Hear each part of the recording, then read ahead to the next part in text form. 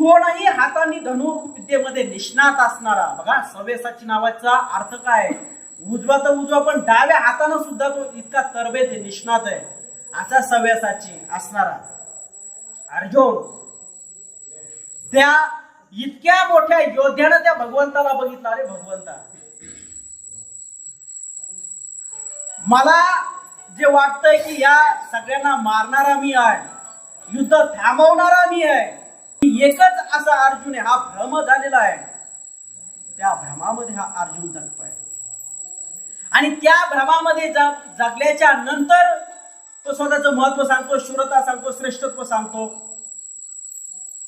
सगळं सांगून झाल्यानंतर भगवंत काय सत्य ते सांगतात आणि मग तोच अर्जुन म्हणतो, गुंतलो होतो अर्जुन गुणे, तो मुक्त झालो तुझेनिपणे.